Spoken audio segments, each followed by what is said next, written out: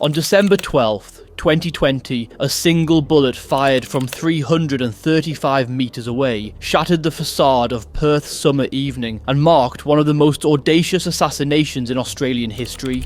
Nick Martin, a former leader of the Rebels Motorcycle Club and one of the most controversial figures in the nation's bikie underworld, was gunned down in front of thousands of onlookers at the Perth Motorplex. This video delves into the life and death of Nick Martin, exploring his rise through the ranks of organised crime, the events that led to his murder, the subsequent investigation, and the long shadow it cast on Western Australia's bikie scene. Nick Martin's story begins far from the leather-clad world of motorcycle gangs.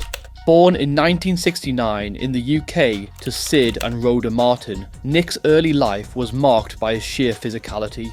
According to his mother, Nick was a huge baby, with the attending doctor even commenting on the size of his fists as he was delivered. At just 6 months old, his family emigrated to Australia, but the family would return to the UK briefly, before making Australia their permanent home. As a child, he quickly became known for his aggression and competitiveness, traits that translated into both his school life and extracurricular activities. Nick was a terror on the rugby field, where his imposing physicality made him a force to be reckoned with. But it wasn't all about sports. His disruptive behaviour in the classroom made him a known figure to teachers and classmates alike. At 17, Nick left school and home, marking the beginning of his life on his own terms. His first job as a bouncer at a nightclub signalled the start of his immersion in a world that would define him. It was at this time that Martin's first brush with the law occurred. In 1988, at the age of 18, Nick was arrested for dangerous driving, an event that earned him a hefty $2,000 fine in the district court. His trouble with the law continued throughout the early 1990s. The next notable incident occurred in 1996 when he was involved in an altercation at the Aqua nightclub in Northbridge, where he and others were fined $2,000 for assault, resulting in bodily harm to some individuals. In 2005, Nick's world changed dramatically when he decided to join the Rebels Motorcycle Club. The Rebels Motorcycle Club, one of the most notorious outlaw motorcycle gangs in Australia, was in need of fresh leadership. The club had recently experienced turmoil with the incarceration of long-serving president Rick Roberts, aka Rebel Rick, leaving a leadership vacuum within the organisation. This was the perfect opportunity for Nick. At the time, the Rebels were considered an underdog, with a much smaller presence compared to well-established gangs such as the Comancheros and the Hells Angels. However, what the Rebels lacked in numbers, they more than made up for in ambition. From the moment he joined the club, Nick saw the potential for growth. He quickly earned a reputation for his strategic mind and his willingness to use any means necessary to achieve the Rebels' objectives. Nick's charisma and no-nonsense approach quickly caught the attention of the leadership, and he soon became a key figure within the club. By 2008, he had worked his way up to become the club's state leader, a rapid rise that spoke to his ambition and leadership abilities. Nick Martin was not your stereotypical bikie. At nearly 6'5" and physically imposing, he towered over most of his peers, earning the nickname the Man Mountain in the process. However, unlike traditional bikies of the era, often associated with long, scruffy beards, dirty denim and a rough and tumble lifestyle, Nick represented a new breed of bikie, one that wore branded Nike clothing and kept a more polished, modern image. Nick became a rock star in the bikie world, and his influence transformed the Rebels from a somewhat disorganised group into one of the most influential and feared OMCGs in Australia. Just quickly, if you're enjoying this video so far and want more videos from the Australian underworld, please consider subscribing and liking this video. It really helps me out and helps the channel grow. In 2005, Nick experienced another pivotal moment. He met what his father would later call his perfect match, his future wife, Amanda Shopey. To outsiders, this might seem at odds with Nick's violent, rough-around-the-edges persona. However, his wife and children knew a different side to him. Amanda later described Nick as her whole world. with his raw, tough exterior hiding a more tender and protective nature. His daughter, Tia, his mother, Rhoda, and his sister, Renee, all described him as a loving and devoted family man who, despite his criminal dealings, was fiercely loyal and caring to those closest to him. Nick's dual life, however, one as a family man and one as a ruthless criminal leader, was always in conflict. As his power grew, so did the danger that surrounded him. In 2010, Nick Martin's life was dramatically marked by the murder of his longtime friend, Mario Perrin, who was shot dead in front of his family at his home. Perrin had been introduced to the rebels by Nick himself, making his death a deeply personal blow to the club and its leader. At that time, the rebels were in an ongoing battle with different gangs, particularly the Rock Machine and the Comanchero. The rivalry with the Comanchero had been brought over from Sydney, where the two gangs had been clashing for years, but the one between the rebels and the Rock Machine was rooted in disputes over money, respect, and the patch, even though Nick later described it as a matter of honour. The conflict escalated in March 2011, when Nick was shot while arriving at his home on his Harley Davidson. The bullet struck his bike's fuel tank, injuring him in the left elbow with shrapnel. Despite the injury, Nick took himself to the hospital and discharged himself the next day, showing off his bandaged arm and bullet-ridden bike, even quipping, "Better luck next time." Nick Martin stepped down as the leader of the rebels in 2018 due to growing personal, legal, and internal pressures. By then, Nick was facing serious legal troubles, including extortion, money laundering, and tax evasion charges. The legal costs were mounting, and his ability to maintain control over the rebels was increasingly compromised. Alongside his personal issues, several rebels members had either been arrested or had defected, weakening his position. Internal dissatisfaction also grew as members raised concerns about the misuse of club funds, specifically Nick's spending on home renovations. $100 per week membership dues were unaccounted for, fueling suspicions about where the money was going. In the months leading up to his resignation, Aaron Carl LeBrook, Nick's close ally and eventual successor, asked him to step down, describing Nick's leadership as becoming more of a dictatorship. After a tense and lengthy discussion, Nick agreed to step aside. While some saw his resignation as forced, it was ultimately seen as a necessary move to stabilise the club amid growing unrest and internal disarray.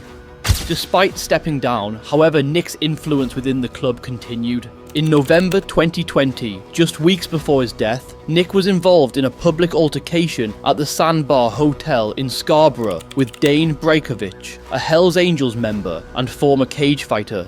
The two men had a brief exchange before the confrontation escalated into a fight. Brajkovic, with his fighting skills, overpowered Nick, landing multiple heavy punches. Despite the beating, Nick remained composed and calmly walked away from the fight, showing little visible damage afterwards. CCTV footage from the incident showed the two men shaking hands and briefly exchanging words before the fight broke out, highlighting that Nick didn't shy away from confrontation, but also knew the importance of maintaining composure in public. Though Nick was visibly beaten, the fact that he walked away from the fight without further incident preserved some of his tough guy reputation. This public confrontation, however, added to the growing tensions between rival gangs and the public perception of Nick's vulnerability.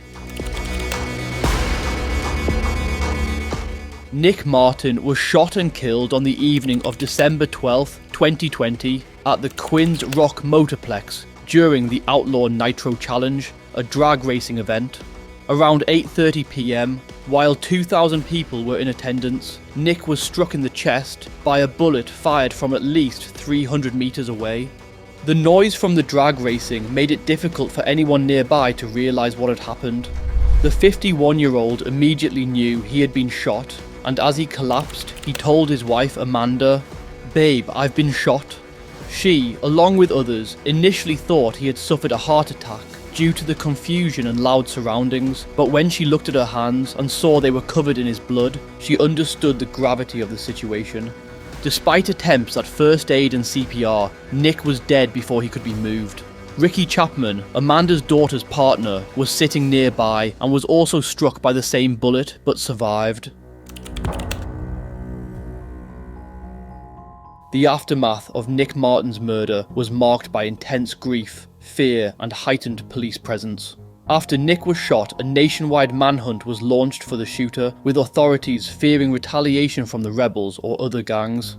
Police described the shooting as a professional killing, but they emphasised the gunman's disregard for public safety as innocent families were present. A task force named Operation Ravello was formed, involving hundreds of officers from various squads, as police worked to manage any fallout from the murder, which was seen as part of the broader gang violence in the region. The Western Australian government, recognising the gravity of the case, even offered a $1 million reward for information leading to the capture of the killer. This reward was intended to encourage anyone with knowledge of the crime to come forward, and it generated significant media attention.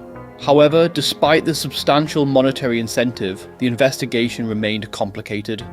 Nick's funeral, held on December 23, 2020, was an extraordinary and tightly controlled event, underscored by the police's fear of potential violence. The funeral procession, filled with bikies riding in a massive convoy, passed through Perth to the cemetery, with a police marksman in a helicopter hovering overhead.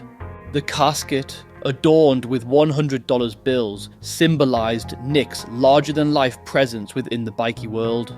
His funeral was attended by his family, friends, and fellow bikies, with speakers praising his loyalty and strength. A former friend described him as a teddy bear despite his occasional temper, and a long-time Rebels member noted his extreme loyalty to those he loved. The breakthrough in the case came on March 15th, 2021, when after months of intensive investigation, the police arrested the alleged sniper that killed Nick Martin. The 34-year-old man, whose identity is still undisclosed, was identified as a former Special Forces soldier who had been involved with a charity group called Shadows of Hope. This organisation, which described itself as the world's most fearless charity, focused on high-risk missions in war zones and other conflict areas, including Syria, Colombia and Southeast Asia. The sniper had no prior criminal record and was well known for his volunteering work in global humanitarian efforts, adding a surreal layer to his involvement in the murder. Before the murder, the sniper meticulously planned and studied the target. Over the months leading up to the killing, he conducted surveillance on Nick's movements and even positioned himself just 10 meters from Nick at the Perth motorplex before the hit. On multiple occasions, the sniper visited the motorplex, where he took detailed notes on the layout of the area and assessed the security around Nick, ensuring he had a clear line of sight. He even went so far as to remove a safety ramp to improve his shooting position.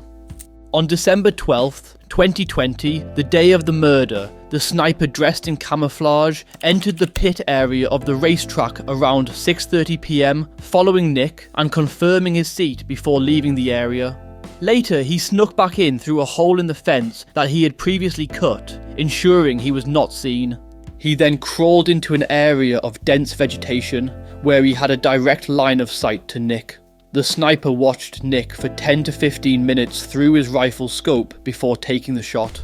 He fired from more than 300 meters away, using a high-powered sniper rifle to strike Nick in the chest, killing him instantly. After the murder, the sniper meticulously covered his tracks. He discarded his camouflage suit and other equipment and left the scene without raising suspicion.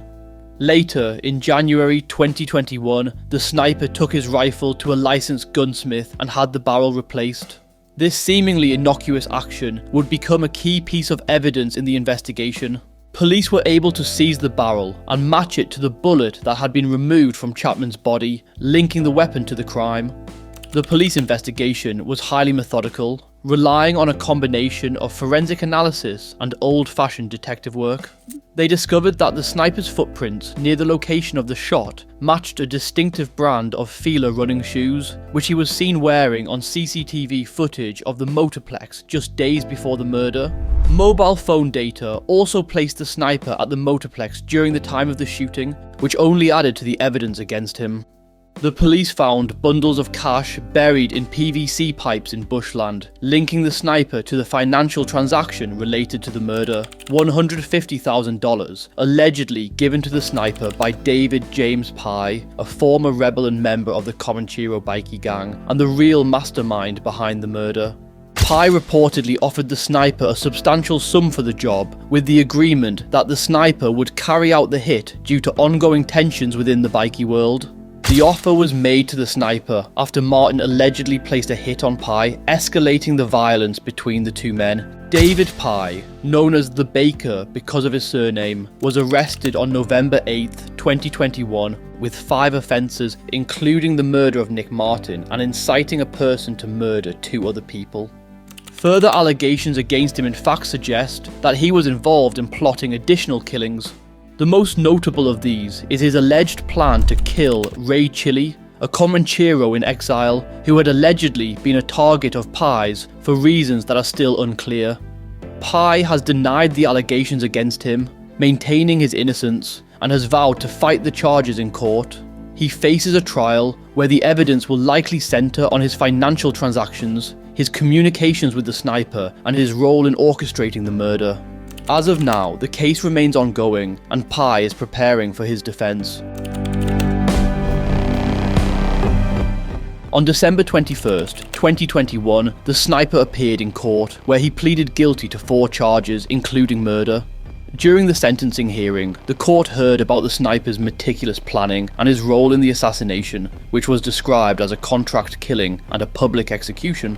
The judge acknowledged that the sniper had cooperated with police, providing valuable information that helped build the case against David Pye, and because of that sentenced him to 20 years in prison with the possibility of parole after serving 18 years. The judge considered the sniper's prior good character, his service with Shadows of Hope, and his PTSD as mitigating factors, but also noted the brutality and premeditation of the murder. The sniper avoided a life sentence due to his cooperation in the case against Pye, but he was warned that his sentence could be revised if he failed to uphold his promise to testify against Pye at trial.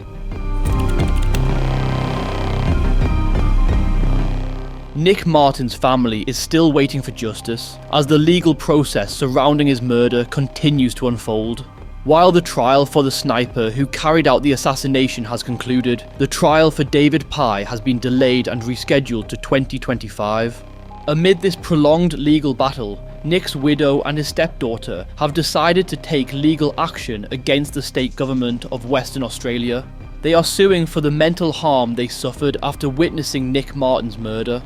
The family claims negligence and breach of duty under the Fatal Accidents Act 1959, seeking compensation for the psychological trauma caused by witnessing the brutal assassination in a public setting.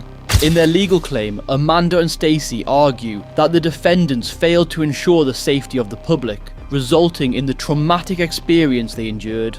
The family's hoping for compensation to address the emotional and financial burden caused by Nick Martin's death.